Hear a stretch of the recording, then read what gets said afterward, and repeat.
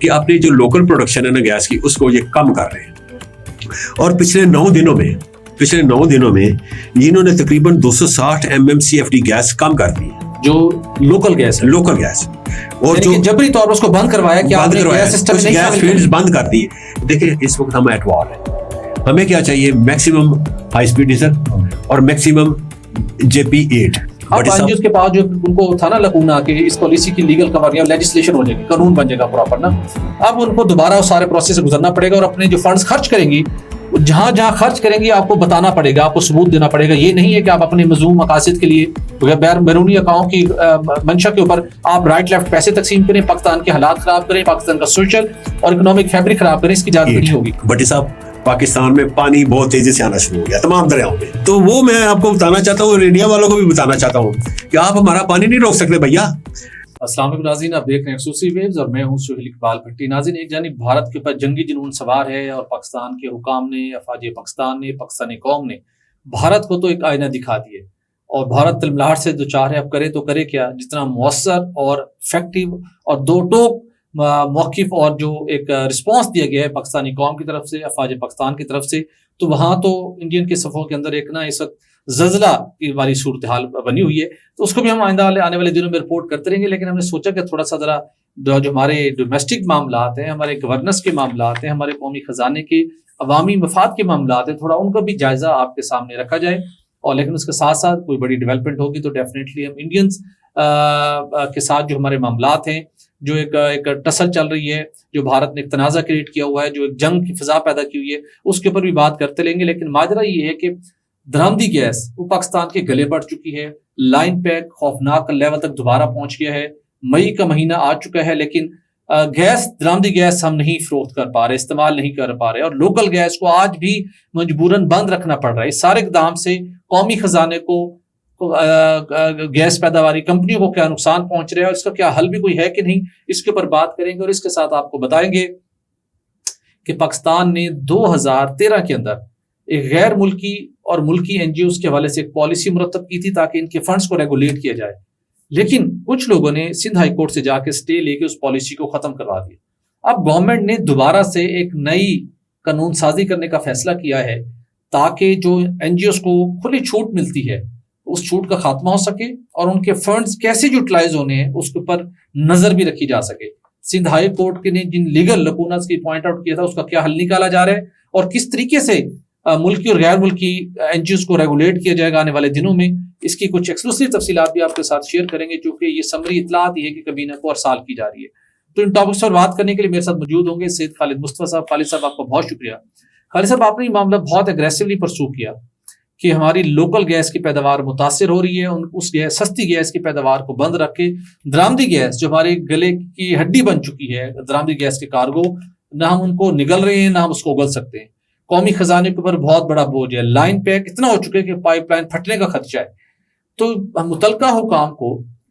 کوئی سلوشن کیوں نہیں مل پا رہا, اور ہمیں ایگزیکٹ بتائیے کہ اس وقت صورتحال ہے کہ اگرچہ ایک کارگو تو ہم عالمی مارکیٹ میں ہر مہینے فروخت کر رہے ہیں, پھر کیوں ہم اس نہج پہ پہنچے؟ یہ اگین جی میں سمجھتا ہوں کہ یہ بابوس کا فیلور ہے جو ہمارے پیٹرولیم ڈویژن میں بیٹھے ہوئے ہیں اور یہ چیز ہماری بیچ نہیں سکتے.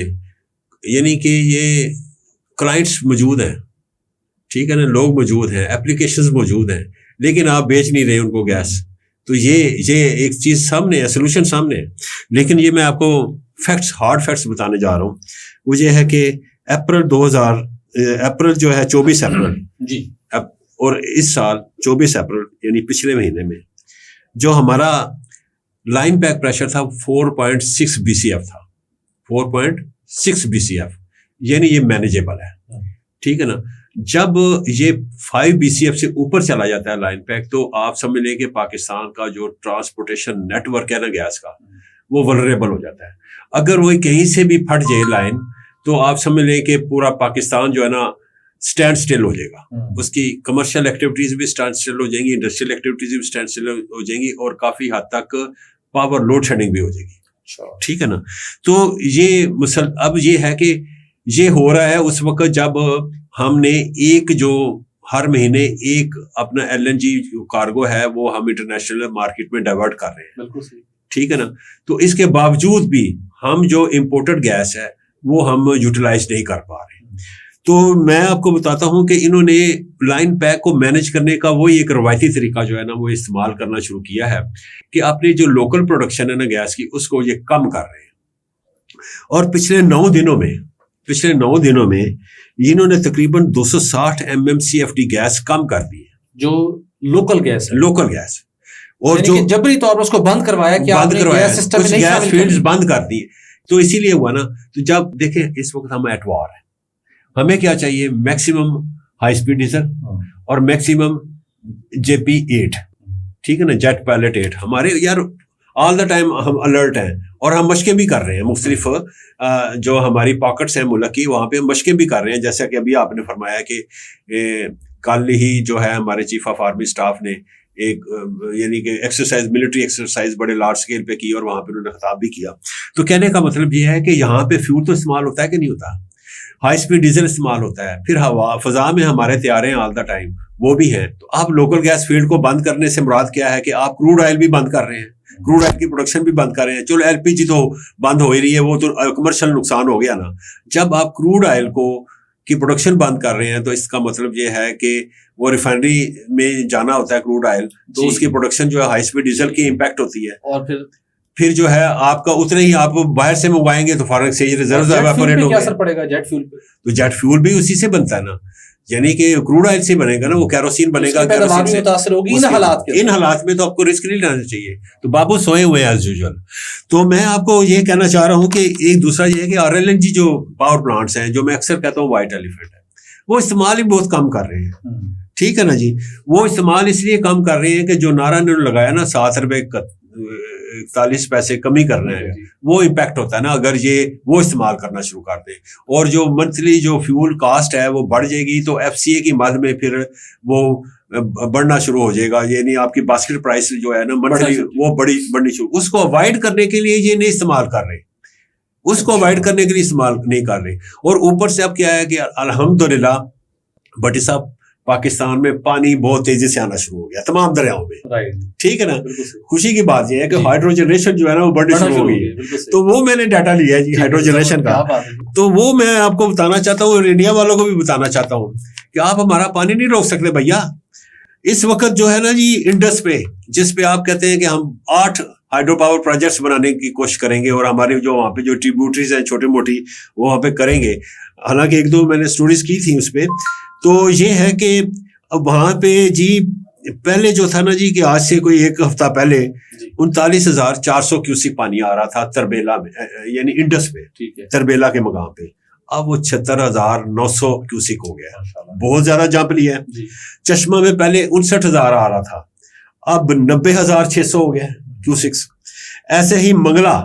جہلم جو یہ کہتے ہیں کہ ہمیں نیلم کا جو کمبینیشن ہے وہاں پہ پہلے آ رہا تھا جی 42,200 کیوسکس, اب وہ بڑھ کے 48,500 کیوسک ہو گیا.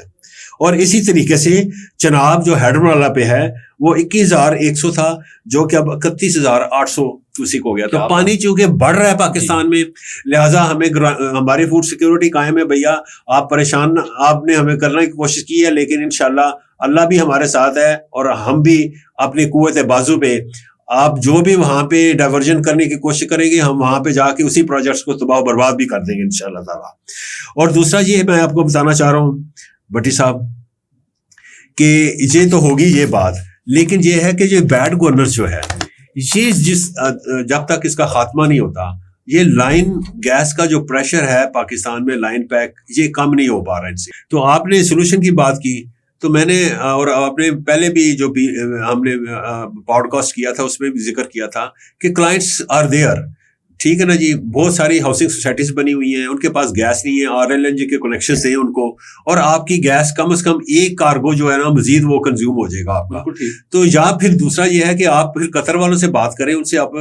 9 کارگو پر منتھ لے رہے ہیں, اس میں وہ ایک کارگو اور کم کر دیں, تاکہ آپ کا لائن پیک جو ہے اور آپ کا جو اتنا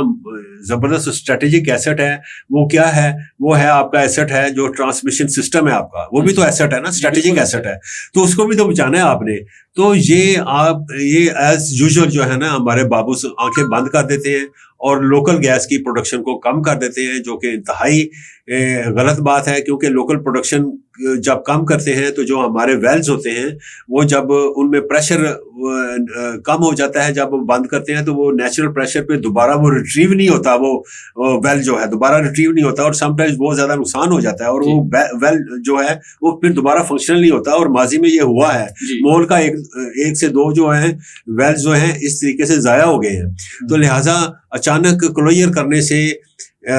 جو ہے ایکسپلوریشن پروڈکشن ویلز کی گیس کو بند کرنے کے لیے وہ بڑا نقصان ہو جاتا ہے، تو ہمیں وہ نقصان بھی مد نظر رکھنا چاہیے، اور اوپر سے جو سب سے بڑا ہے کہ میں اکثر کہتا ہوں کہ یہ ہماری ایکسپلوریشن پروڈکشن جو کمپنیز ہیں یہ اسٹریٹجک کمپنیز ہیں، اور ان کی جو لوکل پروڈکشن ہے وہ ہرٹ نہیں ہونی چاہیے، تو آپ لوکل پروڈکشن کو بڑھائیں، اور قطر سے کہیں جی کہ